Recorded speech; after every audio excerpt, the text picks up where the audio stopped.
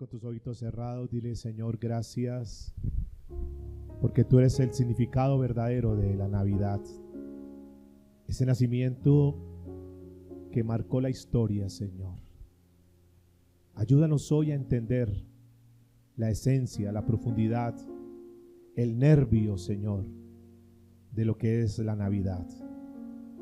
Aquí estamos como pueblo tuyo, Señor, pidiéndote por favor que nos hables, que nos ministres, Dios. Te lo pedimos en el nombre de Jesús. Amén.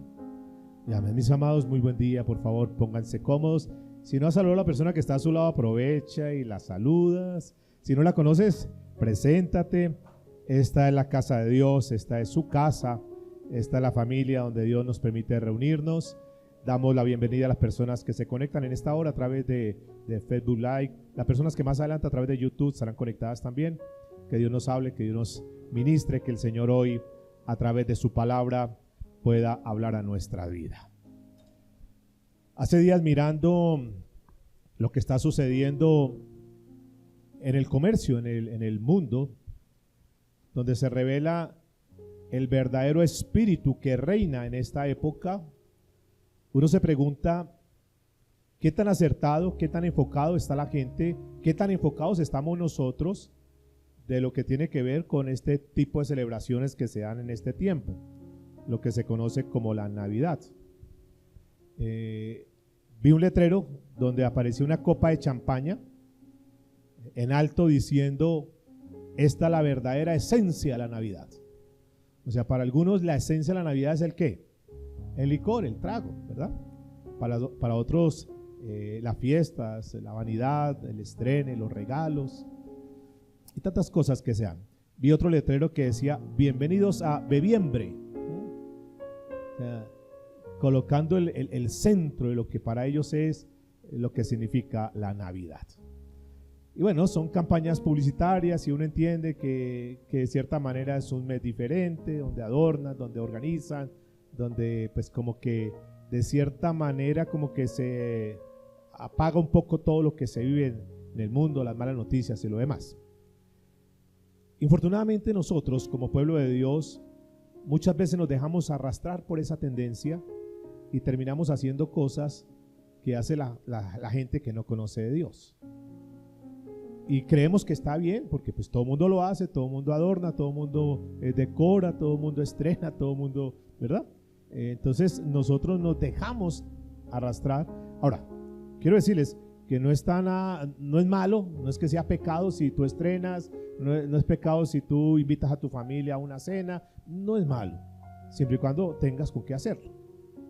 Lo malo comienza cuando queremos aparentar, queremos fingir lo que no somos, y para no quedar como descompensados con los demás, entonces muchos se endeudan, muchos por aparentar, entonces terminan ahorcados de deudas y lo demás, y pueda que sí la pasen entre comillas bien, pero viene el año entrante, viene enero y todo un año y comienzan mal porque comienzan endeudados. Otros salen a viajar. Ahora, no estoy en contra de que salgas a viajar. Si tienes los recursos y tienes tu presupuesto para viajar, hazlo. Si has previsto eso, hazlo. Pero lo malo es cuando tú te endeudas para viajar, ¿verdad? Para subir fotos y decir estamos en tal lado y luego tiene que durar 2, 3 años pagando un paseo que termina siendo como amargo. Pero hoy quiero centrarme en algo. Voy a hablar de un tema que he titulado La verdadera Navidad. Nosotros sabemos que Jesús no nació en esta época. Tal vez lo que se celebra el 25 de diciembre es una fiesta diferente a lo que realmente debiese ser, que es el nacimiento de Jesús. Porque Jesús no nació para una época como esta, no nació un 25 de diciembre, más son tradiciones y más es una fiesta al sol, de ahí la iluminación y lo demás, una fiesta al sol, y entonces la trataron como de que andémonos suave, no nos demos tan duro, entonces empatemos nuestra fiesta pagana con una fiesta espiritual, y entonces mezclaron las dos cosas, pero realmente si uno se pone a mirar, lo que más sobresale es lo pagano más que lo espiritual. Y repito, nosotros nos dejamos envolver por eso. Pero vamos a ir a la Biblia, al libro del profeta Miqueas. Se conoce como uno de los profetas menores, no porque sea más pequeño que los otros, sino porque sus escritos fueron más cortos en comparación a Isaías, en comparación a Ezequiel. Entonces se conoce como el profeta menor. Vamos a mirar el versículo 5. Yo no sé cuántos han leído el profeta Miqueas. Sería una pena que nosotros nos encontráramos con Miqueas en el cielo y decir, yo nunca leí tus escritos.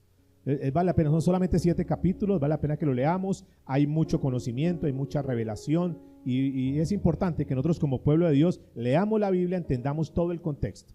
Miqueas capítulo 5, versículo 1 en adelante. Miqueas es escrito, este pasaje, escrito unos 700 años antes de la venida de Cristo. Miqueas es contemporáneo al profeta Isaías, es decir, estuvieron en la misma época ministrando, en una época difícil del pueblo de Israel, una época donde pululaba el pecado, la maldad, había un desprendimiento en las cosas espirituales tremendas, algo muy parecido a lo que estamos viviendo hoy en día. Habían conflictos internos, conflictos externos, estaba completamente desbaratada la nación, y por eso Miqueas, Dios coloca en el corazón de Miqueas este pasaje. Dice la escritura, versículo 1 en adelante: rodéate ahora de muros, es decir, tienes que colocar murallas, hija de guerreros. Nos han sitiado, con vara herirán en la mejilla al juez de Israel. Pero tú, Belén Efrata, pequeña para estar entre las familias de Judá, de ti me saldrá el que será Señor en Israel, y sus salidas son desde el principio, desde los días de la eternidad. Y lo voy a leer paralelamente con la Nueva Traducción Viviente para que nos dé un poquito más de luz. Dice la escritura: pero tú, oh Belén Efrata, eres solo una pequeña aldea. ¿Una qué? Pequeña aldea, era una especie como de caserío, no era ni siquiera una ciudad, era muy pequeño, entre todos los pueblos de Judá. No obstante, de ti saldrá un gobernante para Israel, cuyos orígenes vienen desde la eternidad. Corrupción interna, problemas por un lado, problemas por otro lado, pero viene esta palabra. O sea, a pesar de la situación que estamos viviendo, se anuncia, proféticamente en la palabra, se anuncia que viene un gobernante, se anuncia que viene el ungido, se anuncia que viene Cristo. Esta es una profecía de Cristo. Él es el que va a tomar las riendas, Él es el Señor, Él es el Rey de Reyes, viene para esta tierra. Y viene esta palabra tremenda. Aquí en este libro, en este pasaje de Miqueas, estos 2 versículos, vamos a extractar 3 principios o 3 enseñanzas del propósito por el cual fue escrito eso y qué validez, qué valor tienen para nosotros hoy en día y cómo lo podemos aplicar. Lo primero que yo encuentro acá es que Miqueas nos muestra dónde habría de nacer el Mesías, y dice que nacerá ¿en dónde? En Belén Efrata, una ciudad pequeña. Mire, era tan pequeño, ese caserío tan pequeño que cuando iban a censar Judá ni siquiera los tenían en cuenta. Eso ni suma ni resta, eso no lo pasaban por alto. O sea, era completamente tan ignorado Belén Efrata que no lo tenían en cuenta. Y ahí, en esa ciudad tan ignorada, nace el Salvador. Estaba gobernando en Judá un hombre llamado Herodes. ¿Se recuerda? Herodes, un hombre perverso, un hombre que era paranoico. O sea, paranoico es que tenía como un síndrome de que todo el mundo lo está persiguiendo, que todo el mundo está detrás de él, que me van a quitar el gobierno, que me van a quitar el reinado. Y era un hombre que era tan paranoico que mandaba matar a las personas que estaban a su lado porque pensaba que ellos le iban a quitar su reinado. Los familiares andaban asustados, mandó matar muchos de los familiares. Los hijos andaban asustados con su papá. ¿En qué momento mi papá nos va a matar? Y decían ellos, son más importantes los cerdos que nosotros. O sea, corremos más peligro nosotros que los mismos cerdos.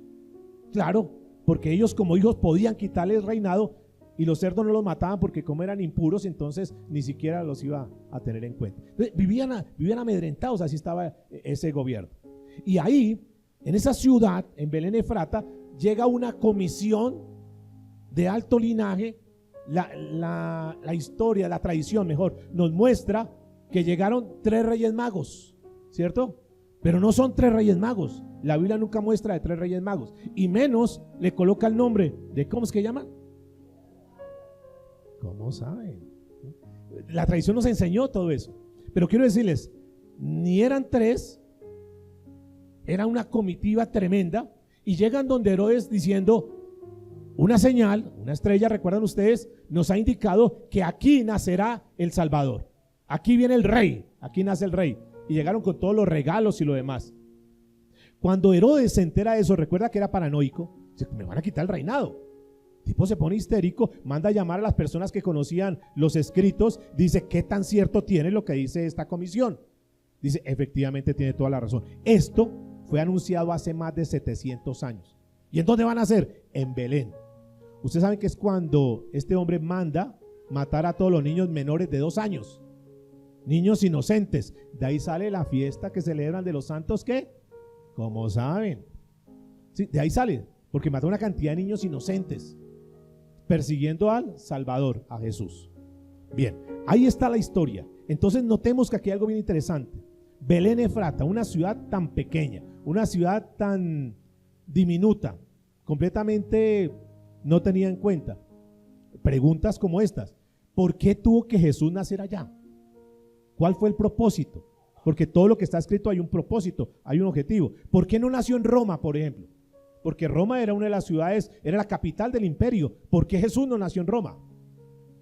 ¿Por qué no nació en Jerusalén, por ejemplo? Que es la ciudad, podríamos decir, la más importante en Israel, y podría haber nacido el rey allá en Jerusalén, ¿cierto? O en Roma. ¿Por qué no? ¿Qué creen ustedes? A ver. ¿Por qué tuvo que nacer en esa insignificante aldea? Y no solamente que nace en una significante aldea, sino que además nace ¿en dónde? En un pesebre. ¿Qué es un pesebre? El lugar donde cuidan los animales, y ahí nace el Salvador. ¿Por qué será esto? ¿Por qué será todo esto? Hay un propósito en todo esto. La humildad de Jesús está bien, pero también quería, ¿qué pasaba si hubiera nacido en Roma? ¿Qué hubieran dicho los habitantes de Roma? Ah, claro, nos escogió a nosotros, porque es que somos la capital del imperio. Mire las edificaciones que tenemos, mire las riquezas que tenemos. Por supuesto que nos escogió a nosotros, éramos los más indicados. Y entonces se hubiera inflado ¿qué? El ego, el orgullo de la gente. Hubiera pasado lo mismo en Jerusalén. Pero no, él nace en una ciudad humilde, ignorada, para desinflar el orgullo de las personas, el ego de las personas, para que la gloria no se la lleve absolutamente ningún hombre, sino para que toda la gloria y toda la honra sea para él. ¿Estamos? Por eso nace ahí. Por eso escoge esa ciudad, que no era conocida, para que cuando se hable de Belén, se reconozca que en esa ciudad que nadie la tenía en cuenta, que era la más marginada, que era la más ignorada, ahí ahora es conocida, porque nació el Salvador, porque vino Jesús. Igual pasó con nosotros. Nos escogió no porque fuéramos los mejores, no porque fuéramos los más calificados, no porque fuéramos los más doctos, no porque fuéramos los más preparados. Nos escogió a nosotros porque no valíamos nada. Nosotros no merecíamos un palacio. Lo único que merecíamos nosotros sin Cristo era un patíbulo. Sin embargo, te escogió a ti y me escogió a mí. Pero no para que estemos llenos de orgullo. Es que yo sí, es que claro. No, amados. Porque el propósito por el cual el Señor nos ha colocado en esta tierra es para que su nombre sea glorificado y no el nombre de nosotros. Por eso escogió esta ciudad. Para que no fuera algo tremendo. Es que claro, tenemos un ejército tremendo. Mire cómo lo expresa Pablo, por favor, acompáñenme en 1 Corintios capítulo 1, versículo 26. Él siempre escoge personas que no merecen, personas que son indignas, y tú estás aquí no porque lo merezca, yo estoy aquí no porque lo merezca, no porque sea digno, somos indignos, pero así Dios, en nuestra debilidad, en nuestra flaqueza, decide escogernos. Y dice Pablo, 1 Corintios 1, 26. Pues mirad, hermanos, vuestra vocación, que no sois muchos sabios según la carne, ni muchos poderosos, ni muchos nobles, sino que lo necio del mundo escogió ¿quién? Dios. ¿Para qué? Para avergonzar a los sabios, y a lo débil del mundo escogió Dios. Para avergonzar a lo fuerte y lo vil del mundo y lo menospreciado escogió Dios, y lo que no es, para deshacer lo que es, a fin de que nadie se jacte en su presencia. Dios sabe que lo que más afecta a la raza humana, a la humanidad, es el orgullo. Fue por orgullo que Eva cayó, fue por orgullo que Adán cayó. Porque yo puedo ser igual que Dios, yo puedo tener el mismo conocimiento de Dios, y entonces yo como de esa fruta. Usted sabe lo que le costó ese detalle, esa decisión nefasta de Adán, de Eva. Porque ellos estaban bajo la cobertura de Dios, estaban viviendo bajo la gloria de Dios, todo lo tenían, todo estaba dispuesto en sus manos, todo era para ellos, para que lo disfrutaran. Pero ellos querían estar más, o sea, el orgullo, que el orgullo lo lleva a la persona a no satisfacerse con lo que tiene. Quiero más y que me reconozcan y sacar el nombre en alto y que los demás me miren. Y de ahí las redes sociales y divulgar para dónde va, con quién está, qué comió, a dónde viajó. Orgullo, orgullo, orgullo. Lo que se da en estas épocas para muchos casos es el orgullo. Miren mi casa como la tengo, es que mi casa es la más bonita de la cuadra. Miren el estrene, es que yo sí me compré una buena ropa, es que yo sí salgo a viajar. ¿Qué está mostrando ahí la humanidad? Orgullo, orgullo, orgullo. Y ahí es donde Dios tiene que trabajar. Y le repito, nosotros tenemos que mirar el mundo no como un modelo, no para imitar, no para ser iguales a ellos. Nosotros, ¿qué tenemos que medirnos con el mundo? Cuando Dios ha colocado en nosotros un tesoro que es mucho más grande que lo que el mundo nos puede ofrecer. Dice este mismo pasaje en la versión de Nueva Traducción Viviente, dice: recuerden, amados hermanos, que pocos de ustedes eran sabios a los ojos del mundo, o poderosos o ricos, cuando Dios los llamó. En cambio, Dios eligió lo que el mundo consideraba ridículo para avergonzar a los que se creen sabios, y escogió las cosas que no tienen poder para avergonzar a los poderosos. Dios escogió lo despreciado del mundo, lo que se consideraba como nada, y lo usó para convertir en nada lo que el mundo considera importante. Y termina diciendo el verso 29, como el resultado, nadie puede jamás jactarse en la presencia de Dios. Muchos de ustedes, como yo, tal vez hemos sido menospreciados por la familia, porque tal vez no tenemos el estudio, la preparación, el dinero, lo que sea. Pero ¿eso qué importa? Hay alguien que pagó un precio por nosotros, y que aunque los demás nos desprecien, y que aunque nosotros mismos, por causa de nuestros mismos errores, por causa de nuestros mismos pecados, hayamos caído bajo, hoy Dios nos trae para decir que no importa la condición que tengamos, no importa cómo nosotros estamos viviendo, no importa lo que la gente piense o nos califique o nos tilde, eso no tiene que ser importante para nosotros. Lo más importante es que el Salvador de este mundo, el dueño de todo, te escogió a ti y me escogió a mí para avergonzar a lo necio y a lo sabio. Aquellos que no éramos calificados, aquellos que nadie daba un peso por nosotros, el Señor los llama, los rescata, los limpia y nos pone a valer. ¿Cuántos pueden decir amén? Pero lamentablemente el hombre quiere permanecer en su orgullo, en su altivez, y ahí viene la caída. Hoy esta humanidad está desbaratada completamente, pero el problema no es de la sociedad, el problema es de los hombres. ¿De quién es el problema? Porque se han vuelto egoístas, y por su egoísmo es que están acabando con todo. Porque tienen un cargo de autoridad y de poder y quieren tomar ventaja y quieren aplastar a los demás y quieren aprovechar un momento de gobierno, un momento de una posición en una empresa, en cualquier cargo de autoridad, no para ayudar a los demás, no para darse a los demás, sino para poder sacar para ellos, aunque disfracen las cosas. Pero Dios conoce los corazones, y esto es lo que está pasando en la humanidad. Por el mismo egoísmo, cada uno atropella al uno contra el otro. Y eso, escúcheme, eso no tiene que suceder en el pueblo de Dios. Porque nosotros tenemos que ser diferentes. Absolutamente en todo tenemos que ser diferentes. Porque la luz del Señor tiene que brillar en nosotros. Y nosotros no podemos estar compitiendo como compite el mundo. No podemos nosotros ponernos a la par con ellos, a tratar de ver cómo nos ganan. No. Nosotros tenemos un tesoro que está en nosotros, solo que no lo hemos hecho valer. Hay una luz que está en nosotros. Esa es la luz que tiene que dejarse ver en este tiempo. Más que las luces artificiales que se puedan decorar las calles, los negocios, las casas.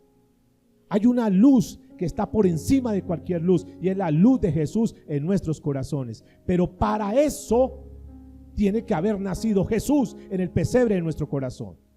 La pregunta es: ¿tú le has dado lugar a Jesús para que nazca en el corazón de tu vida, en el pesebre de tu vida? Tú puedes decir en esta mañana: yo estoy seguro que Jesús ha nacido en mi corazón. Y si ha nacido en tu corazón, tú no tienes nada que estar buscando las cosas superficiales, aparentes del mundo, porque la verdadera luz está en tu corazón, la verdadera riqueza, el verdadero tesoro está en tu corazón. Y no importa que en esta época no tengas lo que quisieras tener, y no te vas a llenar de tristeza, de ay, me siento menos porque aquel sí mire lo que hace, aquel sí parrandea, aquel sí la pasa bueno y yo estoy aquí. No se preocupe, que lo mejor, lo más grande lo tenemos nosotros. Lo que ellos buscan, lo que ellos hacen es superficial, es temporal, pero nuestra mirada está puesta mucho más allá y tenemos que ir por eso, amados. No te dejes sacar de eso. No te vayas a buscar las migajas que el mundo puede botar cuando tú tienes una riqueza mucho más grande. Hay un tesoro más grande. Tu familia es un tesoro grande. Guárdalo, cuídalo, protégelo, por favor. Aprovecha este tiempo. Quisimos este año hacer algo atípico que nunca habíamos hecho. Y yo le dije a mi esposa, este año yo quiero reunirme con mis hijas, quiero reunirme con mis yernos, quiero reunirme con mis nietos y vamos a estar en familia nosotros. Porque quiero ministrarles a ellos, porque quiero una palabra para ellos, porque quiero estar con ellos y decir, Dios ha sido bueno con nosotros, familia. Quizás no terminamos el mejor año en muchas áreas, pero terminamos en salud, terminamos en amor, terminamos en armonía como familia. Y quiero que seamos una luz. Y hemos colocado un árbol, pero no es el árbol de Navidad, sino es el árbol de la vida, de Jesús. Es el árbol donde los nietos este año van a disfrutar de algunas cosas muy pequeñas, unos pequeños detalles, pero queremos aprovechar para decir, esto que les estamos dando es de parte de Dios para ustedes. Se ha desvirtuado todo esto. Se ha sacado a Jesús, que se supone que es el centro, se supone que es el, comillas, el cumpleaños de Él, supuestamente, para colocar otros. Y vamos a estar estudiando esta parte. Porque no entendemos que el fin de la historia no terminó en pecado, no terminaba en derrota para ese pueblo, sino que el fin de la historia termina cuando a un problema, a una dificultad, a una situación, viene un Salvador. Y ese Salvador es Jesús. Y que no importando la condición en la cual nos encontramos, Él viene y nos rescata y nos da el mayor regalo que alguien puede recibir en esta tierra. Yo sé que algunos de pronto se sienten tristes porque no tienen para dar un regalo, o se sienten tristes porque nadie les va a dar un regalo. No te preocupes por eso. Finalmente esa camisa que te van a dar se va a deteriorar y la vas a terminar botando. Las zapatillas que te van a dar se te van a acabar. ¿Sí es así o no? Todo lo que nos den material se va a acabar, pero hay un regalo que es el más valioso, que es la salvación, que es la vida eterna, que nunca se terminará. A eso tú tienes que ir. Y ese es el mayor regalo que tú le puedes ofrecer a tu familia. La pregunta es, ¿estamos nosotros listos para darles a conocer ese mayor regalo? La iglesia tiene que marcar la diferencia en este tiempo. Bien si te reúnes con tu familia, bien si vas a algún lado y vas a visitar a la familia, no tengo absolutamente nada en contra de eso. Pero lo que sí quiero es que cuando tú tengas contacto con tu familia o con alguien, les muestres, les des a conocer el mayor regalo que un ser humano puede tener en esta tierra, y es Cristo Jesús en su corazón. Para eso está la iglesia. Para eso está la iglesia. La iglesia no está para igualarse a los demás. Alguien me dijo esta semana, fue a un lugar donde se supone es una iglesia cristiana, pero cuando ve ese lugar, dice, lo que se hace aquí es igual que lo que se hace en el mundo. ¿Cuál es la diferencia? Y eso a mí también me impactó hace unos años. Cuando fui invitado a una iglesia, yo entro a la iglesia y digo, pero esto es exactamente lo mismo que la cantina que está al lado. Las mismas decoraciones, las mismas cosas. Digo, ¿cuál es la diferencia entre el mundo y la iglesia? No hay diferencia. Ahora, esa diferencia no está en luces, porque lo malo no es las luces. Lo malo es el espíritu que se mueve en todo eso. Lo malo es qué hay en el corazón de la persona. Entonces Jesús viene como niño y nace en un pesebre. Y yo me hice la pregunta estos días, ¿podía haber nacido como un hombre o no? ¿Sí o no? Nació, él es el hijo de un hombre, un jovencito, pero nace como un bebé para tener todo el proceso, porque Jesús no improvisa nada, y Jesús no ha improvisado nada en tu vida. Y si Él te escogió a ti, es porque Él tiene, a ver, se lo explico de esta manera.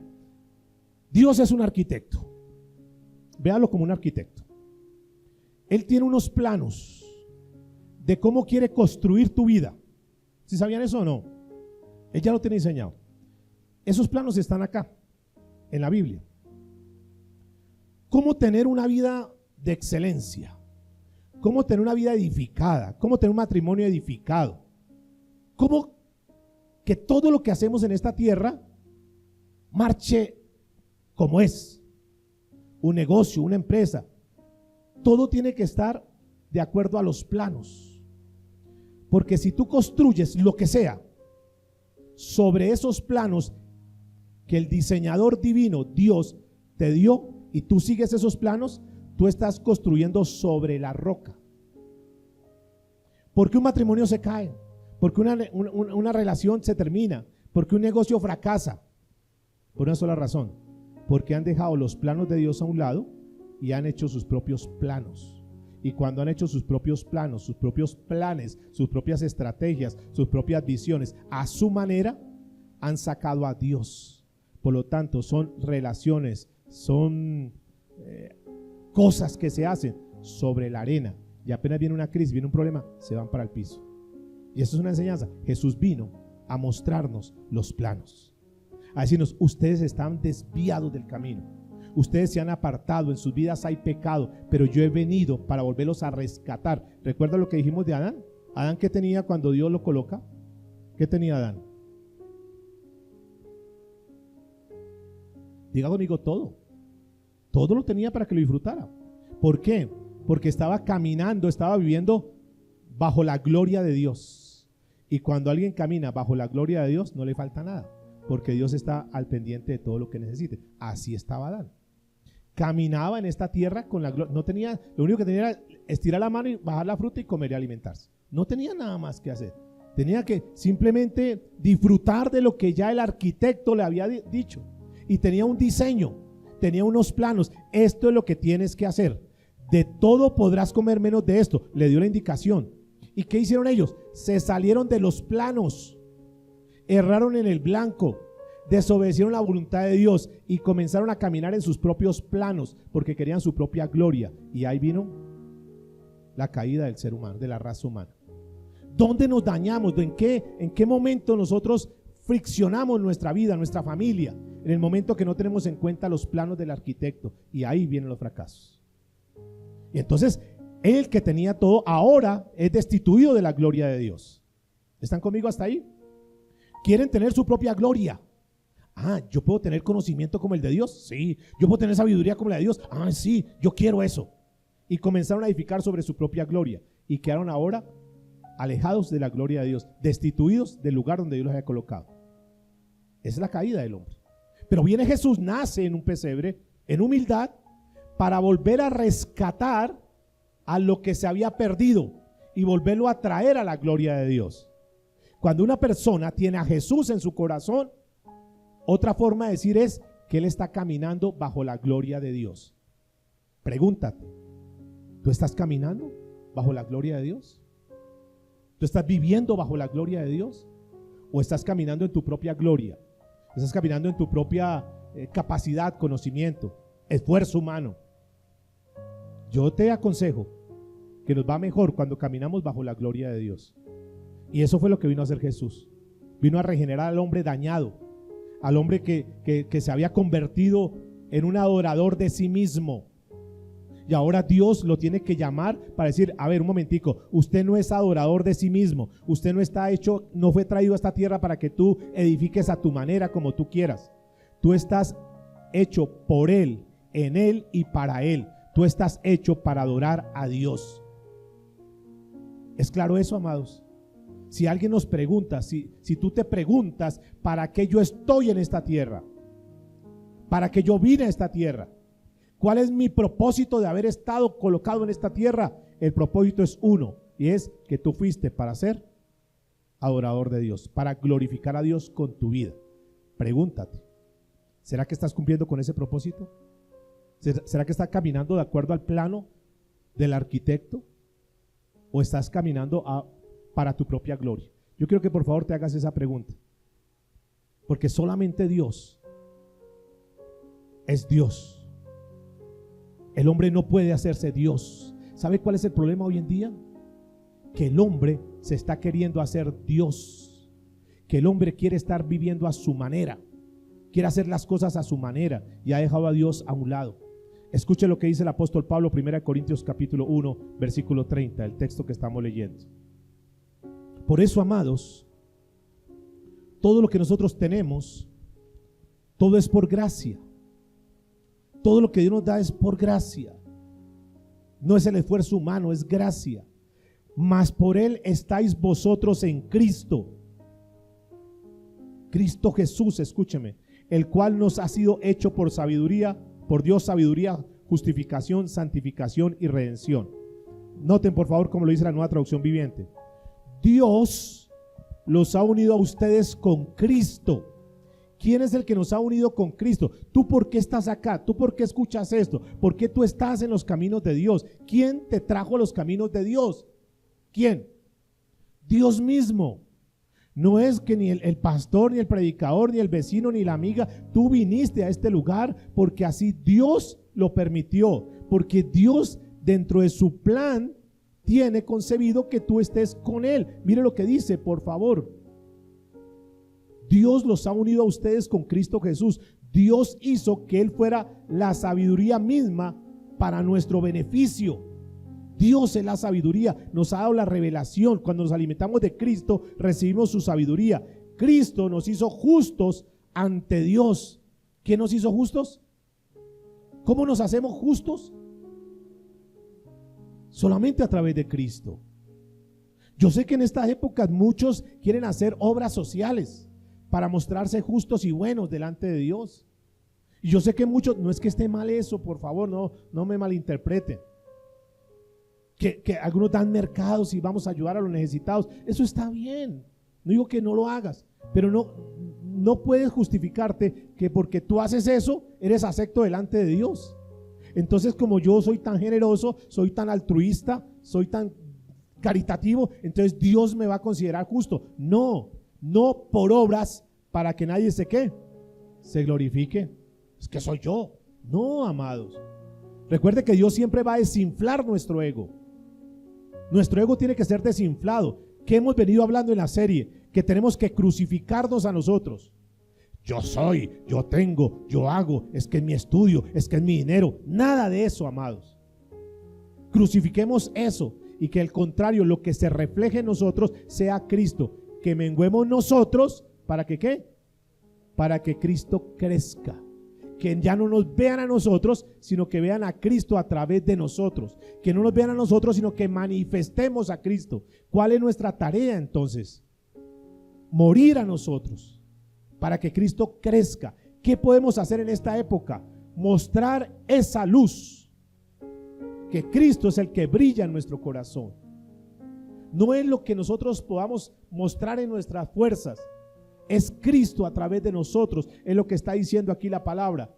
Dios nos hizo puros y santos y nos liberó del pecado. Él nos hizo libres. Diga conmigo, Dios nos hizo libres. Es decir, que el cristiano no tiene orgullo. Habrá sí que está sobre ahí. Como cristianos no podemos tener orgullo. Hay un grupo de personas a quienes les resulta ridículo ser orgullosos, y es a los cristianos, porque el ejemplo nos lo dio Jesús en humildad. Y decimos nosotros que somos imitadores de Cristo, que somos seguidores de Cristo, que somos discípulos del Señor. Pues aprendamos de Él. ¿Qué dijo Jesús? Aprended de mí que soy ¿qué? Manso y humilde de corazón.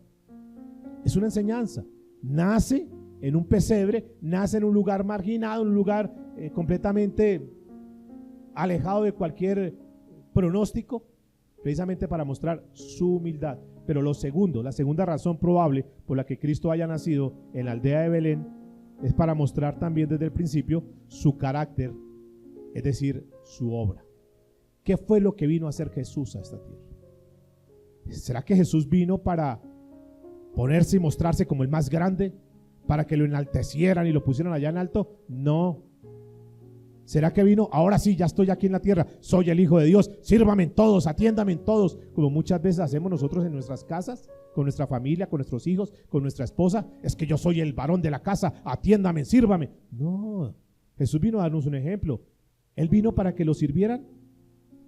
No, Él vino ¿para qué? Para servir. desde que nace. Mire, Jesús nació para morir. ¿Para qué nació Jesús?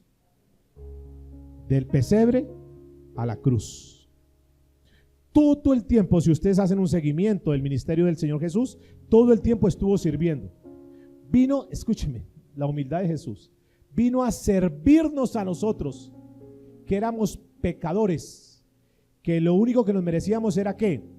El patíbulo, la muerte, el infierno, la condenación, por causa de nuestro pecado. Y sin embargo, a pesar de nuestra condición, vino a servirnos y vino a colocarse en lugar de nosotros y va a una cruz y muere por nosotros. ¿No es eso servicio? ¿No es eso amor? ¿No es eso humildad?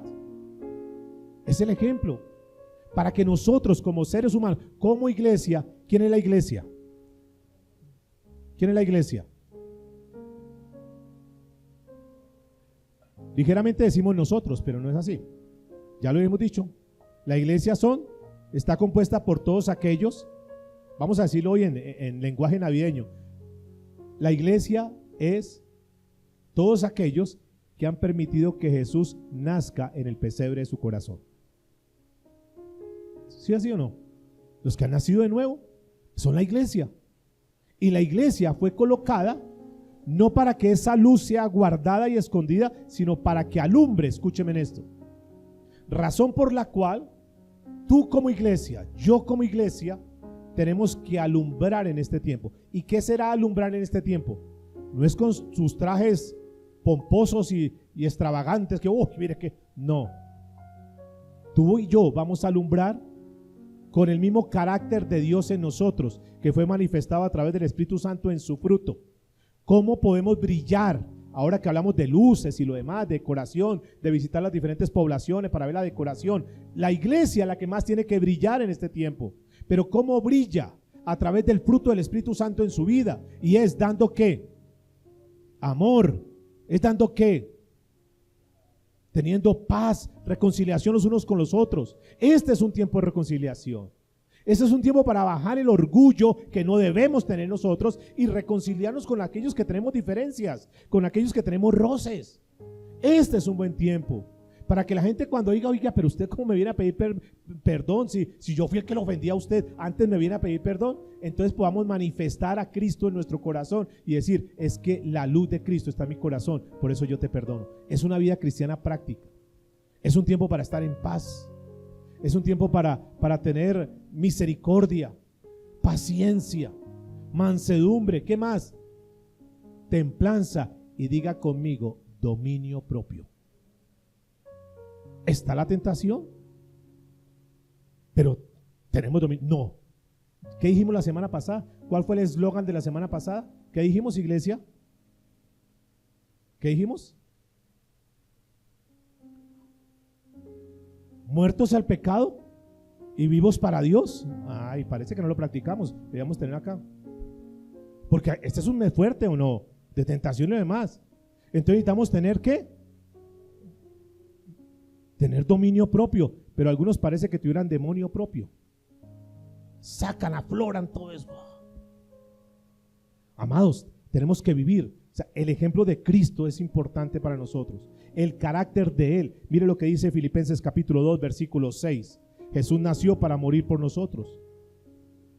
Y así como nosotros nacemos de nuevo, tenemos que morir a nosotros. Así como Él nació para morir, yo también debo nacer de nuevo para morir. Dice Pablo, Filipenses 2, capítulo 2, versículo 6. El cual siendo en forma de Dios, ¿qué dice la Biblia? No estimó el ser igual a Dios como cosa que aferrarse. Versículo 7, Filipenses 2. Sino que se despojó a sí mismo, tomando forma de siervo, hecho semejante a los hombres. Y estando en la condición de hombre, se humilló a sí mismo, haciéndose obediente hasta la muerte y muerte de cruz. Por lo cual Dios también lo exaltó hasta lo sumo y le dio un nombre que es sobre todo nombre. Diga conmigo, primero viene la humillación y luego la exaltación. ¿Tú quieres ser exaltado? Humíllate, ríndete. Que cuando la gente vea, wow, mira ese negocio cómo está de bollante, mira qué familia tan hermosa, mira lo que está pasando en tu vida. Cuando la gente reconoce, o sea, exalte lo que ha pasado en tu vida, es porque primero hubo una humillación, porque primero te rendiste a los pies de Cristo, porque primero moriste a ti, porque primero dejaste al lado tantas cosas que tú venías practicando. He muerto, y cuando nosotros morimos, cuando nosotros nos humillamos delante del Señor, Dios se encarga de exaltarnos. ¿Acaso el libro de Mateo capítulo 6 no lo dice? Que lo que nosotros hagamos en secreto, Dios lo recompensará ¿en qué? ¿En público? ¿Qué hacemos nosotros buscando el reconocimiento del público? Más bien busquemos del Señor, más bien humillemos al Señor, más bien entreguemos nuestra vida al Señor, y no te preocupes que Dios no se quedará sin tu salario, porque Dios es justo y Dios le dará a cada quien lo que corresponde. Diga conmigo, es importante que nosotros entendamos la naturaleza. Y la naturaleza de Jesús fue servicio, fue amor. Pero vamos a mirar un segundo punto. El primer punto que hemos visto es ¿por qué Jesús nació en Belén? ¿Por qué nació en un lugar tan sencillo? Y de eso sacamos 2 puntos. Ahora vamos a mirar el segundo punto. ¿Qué fue lo que quiso mostrarnos Miqueas al haber dado esa profecía hace 700 años? ¿Qué profetizó? Profetizó la naturaleza del gobierno de Cristo, es decir, cuál iba a ser la manera como Él iba a venir a gobernar. ¿Saben ustedes cuál fue el plan de gobierno de Jesús? Ahora que se habla tanto de política y lo demás. ¿Qué fue lo que Jesús planteó? ¿Qué fue lo que Jesús siguió para gobernar? Eso es lo que nos dice la Biblia. Escuche, volvemos al capítulo 5, versículo 2 de Miqueas.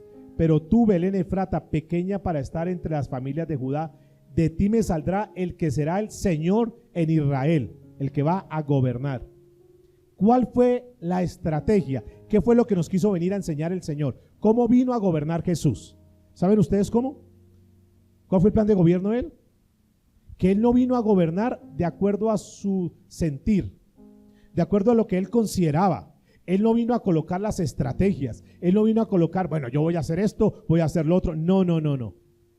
Él vino simplemente a caminar en la voluntad de Dios, porque Él sabía que el que gobierna todo es Dios, y Él vino a someterse, diga conmigo, a la voluntad de Dios, porque Él sabía que Dios es el Señor. ¿Tú lo entiendes? ¿Cuántos creen que Jesús es el Señor? Levanten la mano, yo quiero ver cuántos creen que Jesús es el Señor. Ok, nosotros lo podemos creer, pero ¿cuántos vivimos verdaderamente como si Él fuera el Señor? Hay una diferencia abismal ahí. Porque yo puedo decir, sí, yo sé que Él es el Señor, pero ¿qué es ser el Señor? ¿Qué es ser Señor? El que gobierna, el amo, el dueño, ¿verdad? ¿Y nosotros qué somos entonces? Los siervos, los mayordomos, los empleados, los sirvientes. Esto para bajar el orgullo de mucha gente. Es que yo soy, es que no. Cuando yo tengo una actitud de siervo, y eso es lo que vino a mostrar el Señor Jesús, Él mismo vino a decir, yo no vengo a poner mis órdenes, yo no vengo a poner mis condiciones, yo vengo simplemente a hacer lo que el Padre me dice que yo tengo que hacer. Jesús es el mayor ejemplo de una persona que se sujeta a un gobierno, que es el gobierno de Dios. En cosas y en momentos que eran difíciles, como aquel día de Getsemaní. Tenía que pasar por momentos duros, pero Señor, que no se haga ¿qué? Mi voluntad, dijo Jesús, sino que se haga ¿qué? Tu voluntad. Y cuando Él viene a gobernar, la característica del gobierno de Jesús es un gobierno donde la gloria y la honra se la da a Dios, y donde es un gobierno que se somete a la autoridad que es Dios. Preguntémonos ahora nosotros, ¿estamos sometidos verdaderamente a Dios? ¿Será que lo que tú haces antes de tomar una decisión lo has consultado con Dios? ¿Será que lo que haces es de acuerdo a la voluntad de Dios? Recordemos que todo lo que hacemos fuera de la voluntad de Dios es, ¿qué es? Pecado. Pecado. ¿Qué es pecado? Todo lo que está en contra de la voluntad de Dios. ¿Qué es pecado? Errar en el blanco. ¿Qué es pecado? Otra analogía, es construir fuera de los planos de Dios. Cuando tú estás construyendo tu vida fuera de los planos de Dios, estás errando. Lo más seguro es que declives. ¿Están hasta ahí conmigo? Escuchen lo que dice la Biblia. Pero tú, Belén Efrata, pequeña para estar entre las familias de Judá, de ti me saldrá. ¿De ti qué?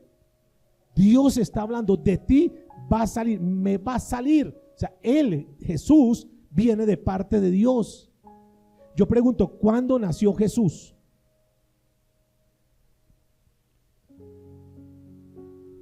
Dígame. Como cristianos, ¿cuándo nació Jesús? Septiembre, octubre, dicen por aquí. ¿Cuándo? Abril, dicen por allí. 25 de diciembre, dicen por. ¿No? Bueno, el sistema del mundo dice 25 de diciembre. Ya en el almanaque dice Navidad, Natividad, nacimiento de Jesús, dicen ahí. Vamos a mirar cuándo nació Jesús. ¿En qué momento nació Jesús? Eso es muy importante. Pero lo más importante para dar ese paso es saber que Jesús vino a hacer la voluntad del Padre. ¿Qué vino a hacer Jesús? Jesús no hizo nada arbitrariamente. Jesús no hizo nada contrario a lo que el Padre le decía. Juan capítulo 4, versículo 34. Vamos mirando y ya vamos llegando al punto. Dice Jesús, Juan 4, 34. Aquí nos dice la naturaleza del gobierno de Jesús. Mi comida es que haga la voluntad del que me envió y que acabe su obra. ¿Cuál es la comida de Jesús? ¿Qué perseguía a Jesús? Diga conmigo, hacer la voluntad del Padre. Diga, Jesús no hacía lo que él quería. Jesús hacía lo que Dios le decía que tenía que hacer. ¿Sí o no? Diga, yo no tengo que hacer lo que yo quiera. Lo que yo tengo que hacer es lo que Dios me dice que tengo que hacer. ¿Estamos caminando bajo el gobierno de Dios? ¿Estamos sometidos al gobierno de Dios? Si notan por qué nuestra vida está descarrilada, si notan por qué las cosas tenemos que luchar para poder, porque no estamos caminando bajo un gobierno, porque si estuviéramos caminando bajo ese gobierno nos ampararía, ese gobierno nos protegería, estaríamos caminando alineados. Sigamos con Juan capítulo 5 versículo 30. Mire, Jesús está evidenciando su gobierno. No puedo yo hacer nada por mí mismo. Según oigo, así juzgo, y mi juicio es justo. Escuche lo que sigue diciendo. Porque no busco mi voluntad, sino la voluntad del que me envió, la del Padre. ¿Están notando? O sea, Jesús viene a darnos ejemplo. Y uno de los ejemplos que nos está mostrando aquí, con su venida, con el nacimiento, con el haberse colocado como hombre a esta tierra, es para mostrarnos el gobierno de Dios, el gobierno que Cristo viene a establecer acá. Versículo 16 del capítulo 7 de Juan. Jesús le respondió y dijo: mi doctrina no es mía, dice Jesús, sino de aquel que me envió. La doctrina de Jesús es ¿quién? ¿De quién? De Dios. Entonces, ¿qué viene a enseñar Jesús? ¿Por qué nace allá? ¿Por qué Dios permite que venga a esta tierra? Diga conmigo, para mostrarnos el tipo de gobierno donde tenemos que estar regidos. ¿Y cuál es el tipo de gobierno? No entendían muchos allá. Llega Jesús, no entendían el gobierno de Jesús. ¿Qué estaban esperando cuando ustedes recuerdan las palmas aquel día que llega Jesús? ¿Qué estaban esperando? ¿Qué tipo de gobernante estaban esperando? Un político, un hombre de fuerza que pudiera acabar con los romanos, que pudiera tomar control en Palestina, que pudiera ser una persona de autoridad, y estaban buscando ese tipo de rey. Pero Jesús no venía a establecer ese tipo de gobierno, porque si Jesús hubiera querido establecer ese tipo de gobierno en lo humano, entonces no hubiera escogido 12 discípulos en la categoría que los escogió, porque entre los discípulos ¿qué había? Pescadores, gente del vulgo, cobradores de impuestos. Si él hubiera querido establecer un gobierno como el gobierno del mundo, entonces hubiera escogido soldados, los mayores guerreros, ¿no? Los más aguerridos, gente de valor, gente que manejara las armas. Pero Jesús no vino a eso, porque el gobierno. Y entonces cuando Pilato, usted sabe que Pilato lo increpa, dice: dicen que usted es rey, cuénteme, ¿es así que usted es rey? Y mire la respuesta de Jesús, aquí la dejó en la Biblia, Juan capítulo 18 versículo 37. Escuchen, porque aquí hay algo bien interesante, amados. Juan 18:37. Vamos a ver dentro del gobierno qué es lo que iba a hacer. Le dijo entonces Pilato, estoy en Juan 18:37. ¿Luego eres tú rey? Respondió Jesús, tú dices que yo soy rey. Yo para esto he nacido y para esto he venido al mundo. ¿Para qué vino Jesús? ¿Para qué nació? ¿Para qué vino al mundo? Para dar testimonio a la verdad. Todo aquel que es de la verdad oye mi voz. ¿Ven cómo Cristo conecta aquí su reinado con la verdad? ¿Cuál era su forma de trabajar? Su forma de hacer proselitismo, si lo llamáramos de esa manera. ¿Cuál era su plan de campaña? ¿Cómo trabajaba él? ¿Él trabajaba con lo de afuera, con lo externo para luego tocar lo de adentro? No, diga conmigo, él trabajaba de adentro hacia afuera. ¿Qué estaba llevando Jesús? ¿Qué predicaba Jesús? ¿A dónde llevaba la gente Jesús para ir enfilando su ejército, sus filas de personas que le iban a seguir? ¿Cuál era el discurso de Jesús? Y él caminaba y predicaba la verdad. Diga conmigo la verdad. Porque la verdad es la que nos hace ¿qué? Libres. Y habían personas que estaban atadas del pecado. Y él venía a mostrar la verdad. Yo he venido a esta tierra para morir por sus pecados. La verdad que nosotros no somos esclavos del pecado. La verdad que tenemos un reino que no es de este mundo, que va más allá.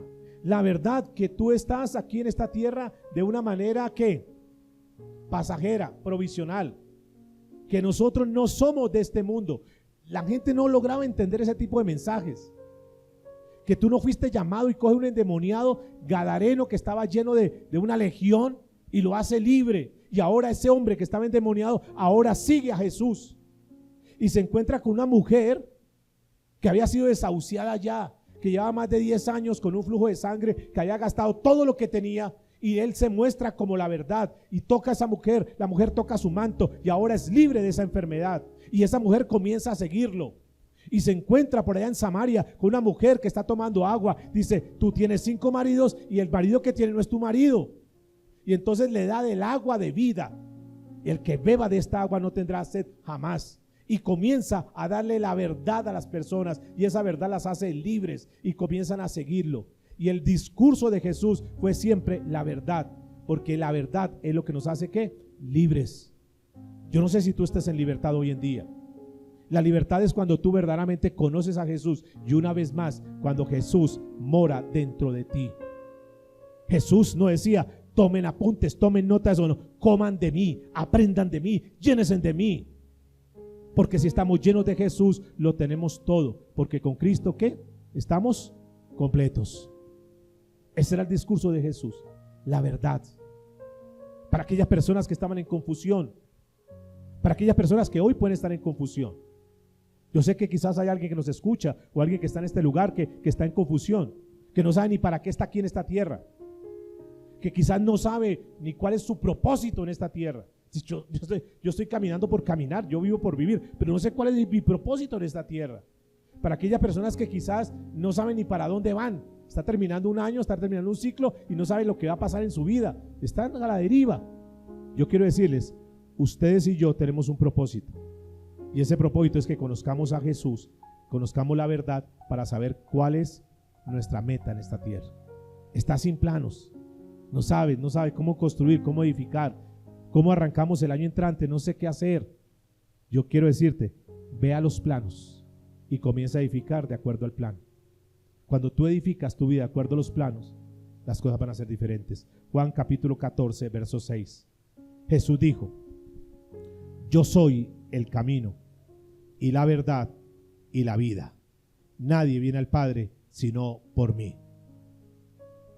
De ti, Belén, saldrá el que será el Señor de Israel. Hay una tercera propósito por el cual Jesús vino. Ya dijimos el número 1, el lugar de nacimiento. ¿Dónde nació? En una ciudad insignificante, Belén. Propósito número 2, su naturaleza de gobierno. ¿Cuál es su naturaleza de gobierno? ¿Cuál es la naturaleza de gobierno? Sometimiento a Dios. Sometimiento a Dios. Ahí vamos encasillando las cosas. Primero, entendamos, caminemos sabiendo que en Dios somos útiles, que en Dios somos valiosos. Y aunque nos sintamos que somos menos, escuche, quiero decirte esto, por favor. No importa la condición como tú estés hoy, no importa cómo hayas llegado, no importa. Simplemente en humildad reconoce a Jesús como el Señor de tu vida. Y esto que tú estás viviendo hoy de situación difícil, no sé si alguien está pasando por un momento difícil, no te preocupes. Solamente en humildad abre tu corazón hoy y permite que Jesús more en ti. Solamente eso. Recuerda que ya Dios no lo dijo. De lo vil, de lo menospreciado, de lo sencillo, Dios levanta. Y no importa cómo estés hoy, no importa el capítulo que estés viviendo hoy, eso no es el problema.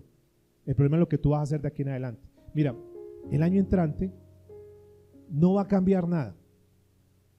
Mientras tú sigas igual, mientras sigas actuando igual, mientras sigas pensando igual, mientras sigas haciendo las cosas en tus fuerzas, no va a pasar nada. Estamos terminando un año y no creas que porque ya viene un nuevo calendario ya va a ser diferente. Yo estoy que se acabe este año, que este año sí fue duro para mí, ya el año entrante va a ser diferente. Mira, no va a pasar nada si tu vida sigue igual, pero sí va a cambiar mucho si tú permites que Jesús nazca en tu corazón.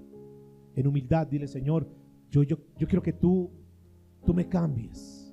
Así como cambiaste una ciudad como Belén y le cambiaste toda la historia de una ciudad, quiero que cambies mi historia, quiero que cambies mi vida, Señor. Yo quiero abrir mi corazón cual pesebre para que tú vengas y mores en mí, Señor. Yo quiero que tú estés ahí y yo quiero regirme a tu gobierno, Señor. Yo quiero someterme a tu voluntad, Dios. Reconoce que hasta aquí has hecho las cosas como se te han dado la gadarena gana. Ahora dile: Señor, yo quiero que tú gobiernes mi vida. Yo quiero abrir tu palabra para que tú me enseñes, me guíes, me direcciones. Me cansé de fracasar, me cansé de ser un derrotado, me cansé de luchar en mis fuerzas, Dios. Me cansé de buscar lugares, me cansé de buscar instituciones. Si tú estás sumido tal vez en las drogas, alguien que nos esté viendo y diga: yo no sé para dónde voy, yo quiero decirte, hay un camino que es Jesús.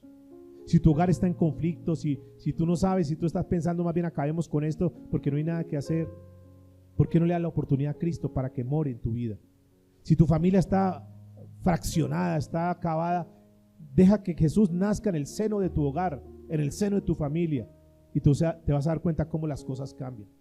Lo tercero que me muestra aquí, Miqueas capítulo 5 versículo 2, es la esencia de la persona de Jesús. Mire lo que dice: porque tú, Belén Efrata, pequeña para estar entre las familias de Judá, de ti me saldrá el que será Señor de Israel, y sus salidas son desde el principio, desde los días de la eternidad. En la Nueva Traducción Viviente dice: cuyos orígenes vienen desde la eternidad. Entonces la pregunta que les hacía anteriormente: ¿cuándo nació Jesús? Ustedes como cristianos, dígame, alguien te puede preguntar: ¿cuándo fue que nació Jesús? Porque dicen que no, ustedes los cristianos dicen que no nació, que Jesús no nació en esta época. Entonces, ¿cuándo nació Jesús? Y aquí viene como la parte más compleja, porque dice la Biblia: sus salidas son desde el principio de los días de la eternidad. Entonces, ¿nació Jesús ahí, en aquel pesebre ese día? ¿O ya Jesús había nacido? ¿Ya había nacido? ¿Cuándo había nacido entonces? ¿Cuándo había nacido? ¿Cuándo nació Jesús? ¿Cuándo nació Jesús? La respuesta nos la da la Biblia. Lo lindo de la Biblia es que ella se responde solita. Lo bonito de la Biblia es que no necesitamos forzar las cosas, porque la Biblia nos da toda la revelación. Los profetas cuando escribieron cosas. Yo creo que cuando Miqueas escribió eso dice: pero Señor, ¿será que se está contradiciendo? Porque dice que nació en Belén Efrata, pero ahora dice que nació desde la eternidad, ya había nacido. ¿Nació en la eternidad o viene a nacer ahora? Vamos a mirar, esto es importante. Mire lo que Pedro dice, 1 Pedro 1:10, aquí como paréntesis. Dice que los profetas que profetizaron de la gracia destinada a vosotros inquirieron y diligentemente indagaron acerca de esta salvación. Es decir, ellos escribían y mucho de lo que escribían no entendían, pero escribámoslo porque Dios nos lo mostró así. Ellos no se pudieron a decir: ay, esto como que hay que arreglarlo. Porque aquí dice que nació la eternidad, no, digamos que nació tal fecha. No, ellos escribieron tal cual. Luego Dios les fue mostrando. Vamos a mirar lo que dice la Biblia, por favor, para que nos responda a este interrogante. Había un ser que estaba desde el principio. ¿Quién fue la persona que fue creada desde el principio? Desde el principio. El alfa, el omega, el principio y el fin.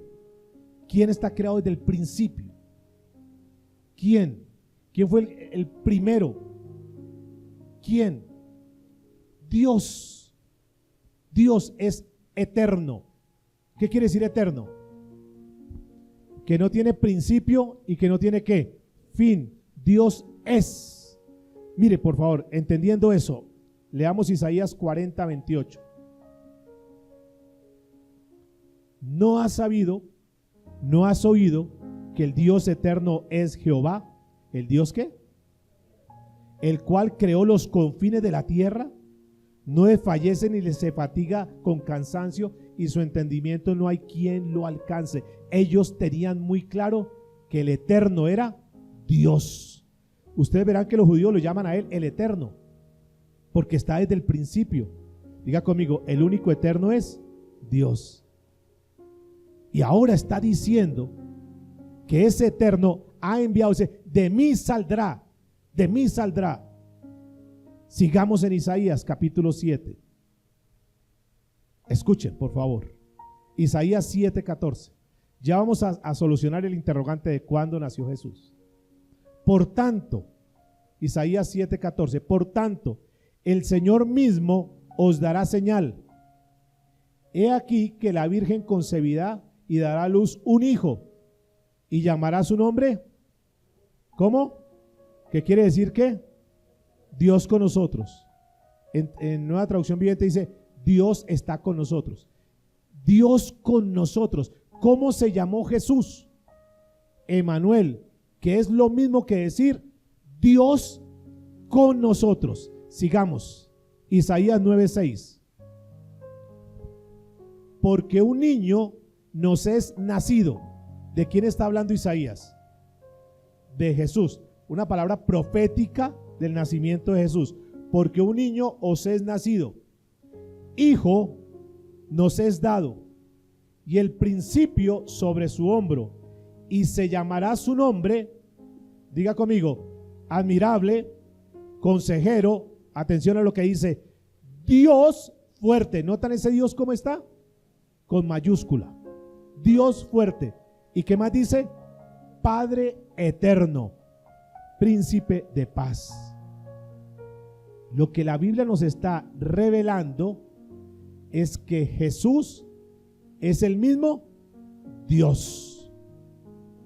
Lo que sucedió aquel día, el acontecimiento magno, el acontecimiento extraordinario, era la venida a esta tierra de la segunda persona de la Trinidad, Dios Hijo.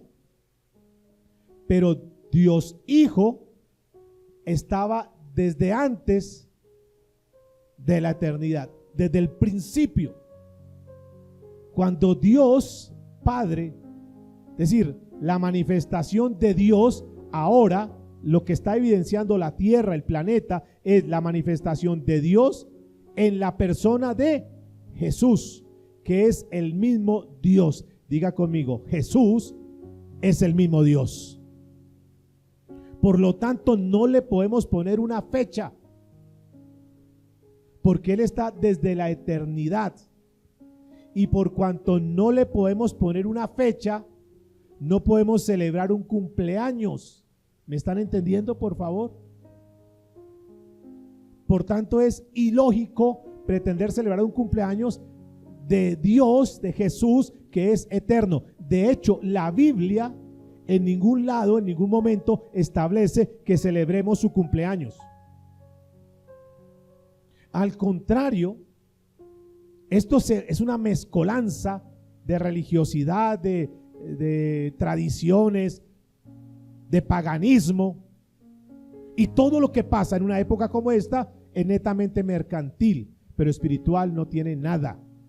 Y por eso lo que menos se mueve en este ambiente es la espiritualidad. Y lo que más se mueve es el paganismo. Son las fiestas, son la borrachera, es el lujo, es la vanidad. ¿Qué de espiritual tiene estas celebraciones? Entonces la gente, no, celebrando el nacimiento de Jesús. Es como si hacemos una fiesta, vamos a celebrarle el cumpleaños al pastor y hacen la fiesta y no me invitan. ¿Es lo mismo que está pasando o no? Celebrando una fiesta y el que menos está en la fiesta es Jesús. ¿Me están entendiendo, amados? Por eso es que nosotros no podemos unirnos a lo que hace el mundo, porque lo que estamos celebrando son otras cosas, no a Jesús.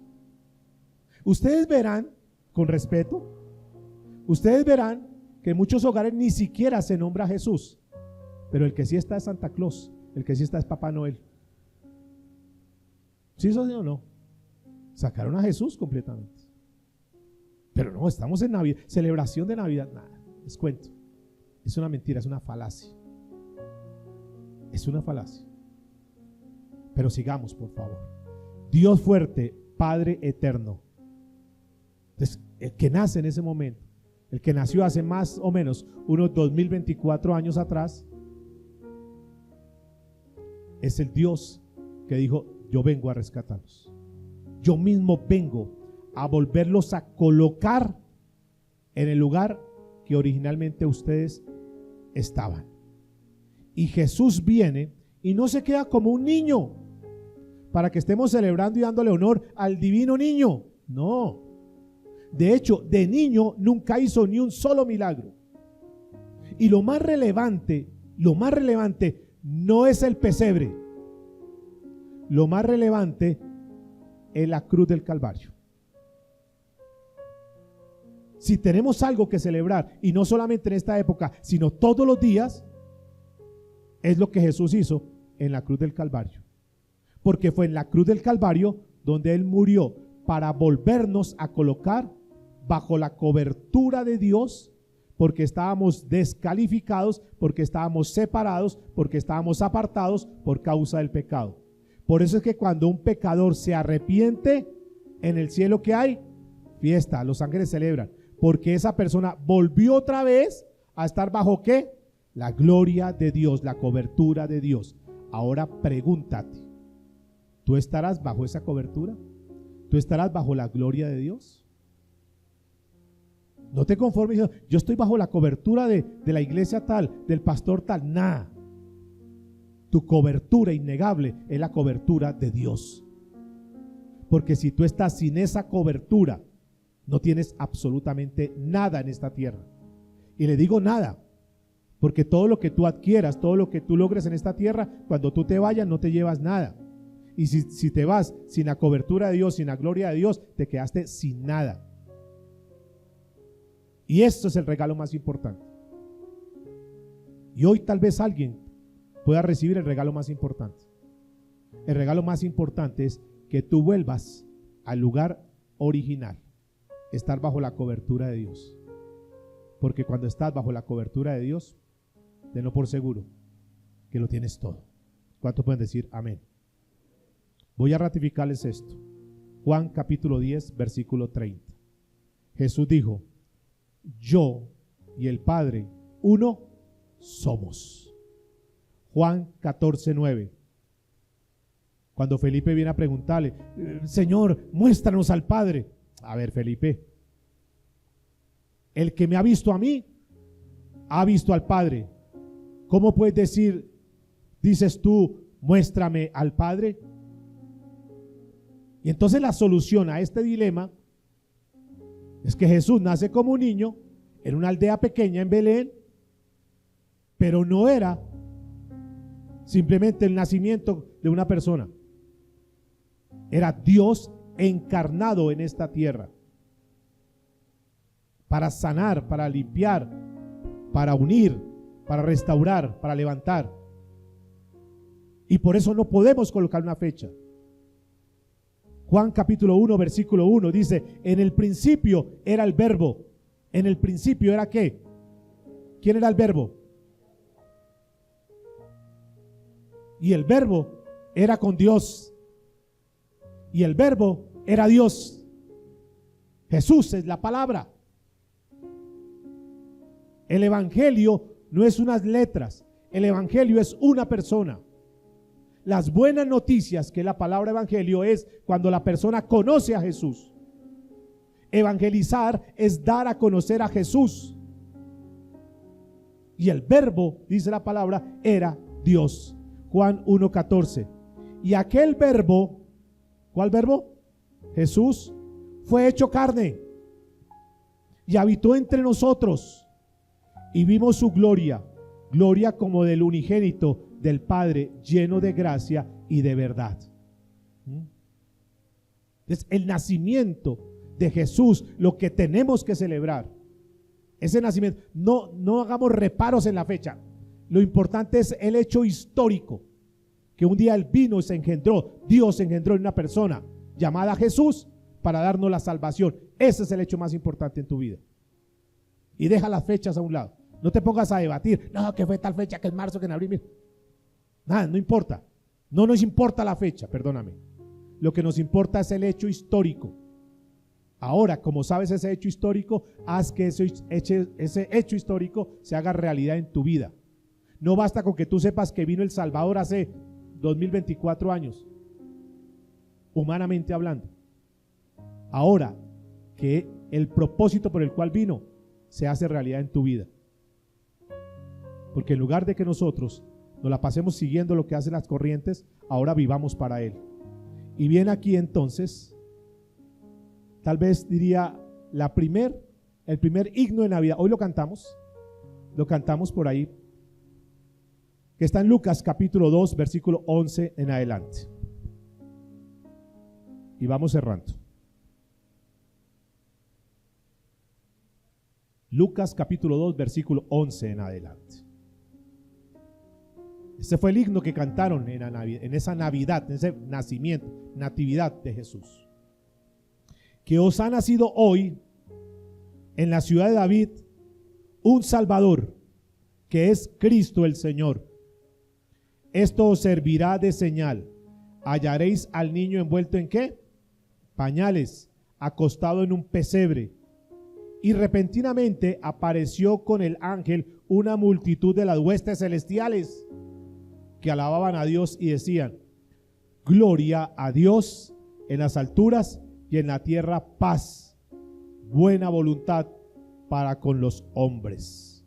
En la Nueva Traducción Viviente, ese versículo 14 dice: gloria a Dios en el cielo más alto y paz en la tierra para aquellos en quienes Dios se complace. Aquellos en quién? En que Dios se complace. Diga que está a su lado: por la misericordia de Dios. Abrácelo. Ya, por la misericordia de Dios, Dios se complació contigo.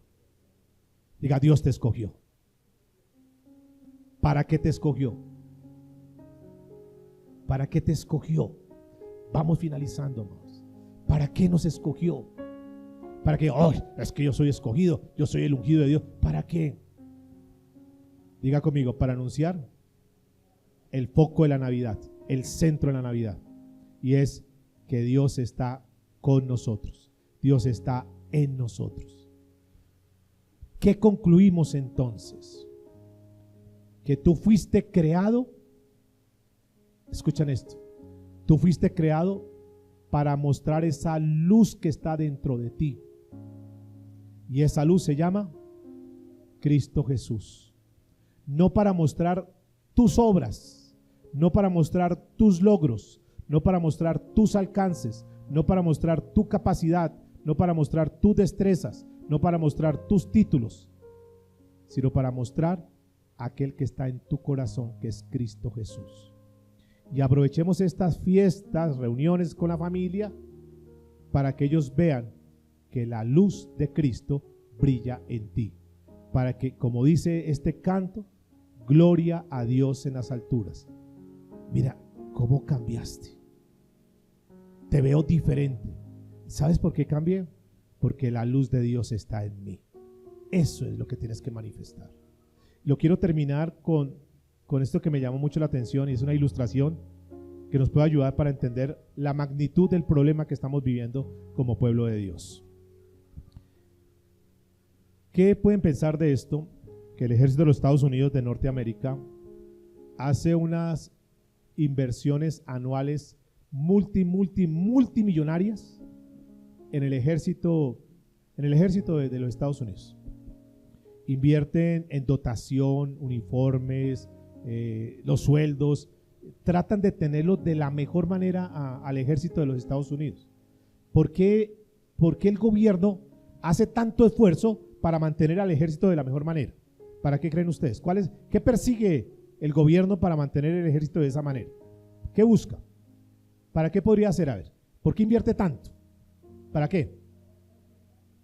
Para tener buena defensa, para que proteja a la nación, ¿verdad?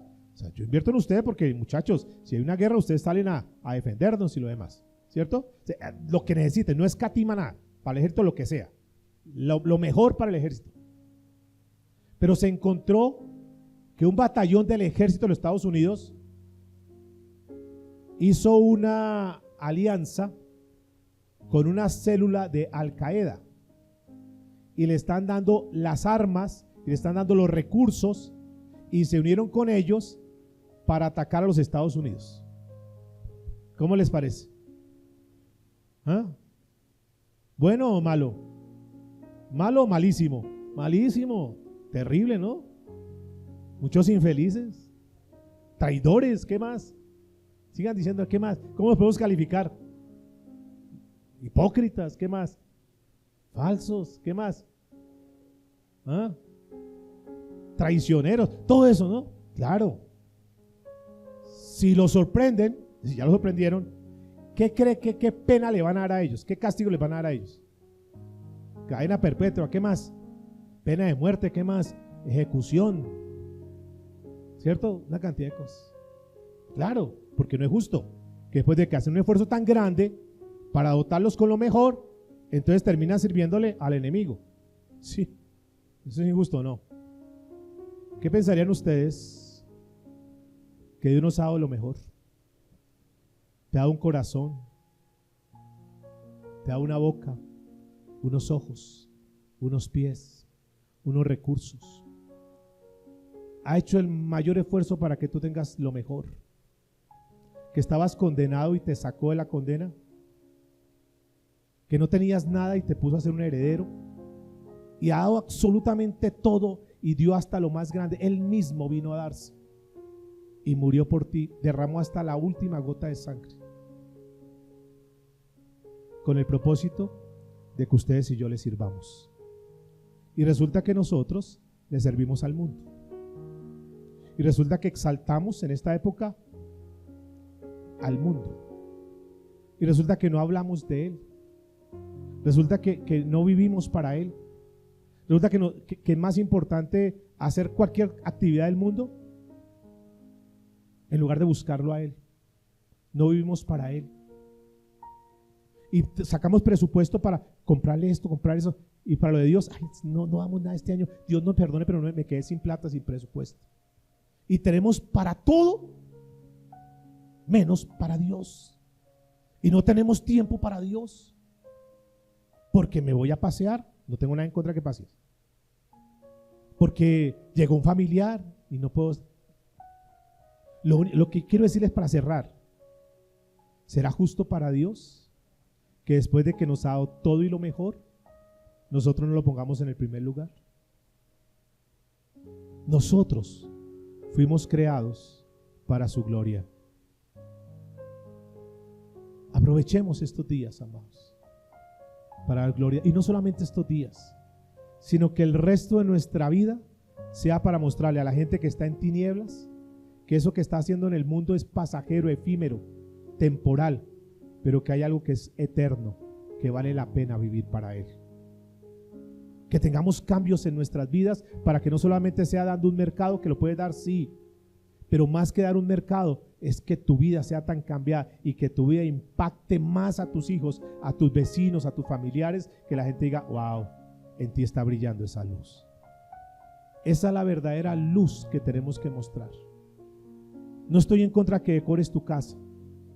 Pero ¿de qué te sirve que tú decores tu casa si tu corazón está en tinieblas? ¿Me están entendiendo? No es justo que aquel que pagó un precio por nosotros lo demos a un lado y estemos exaltando a Papá Noel o Santa Claus y una cantidad de... No es justo, ¿sí o no?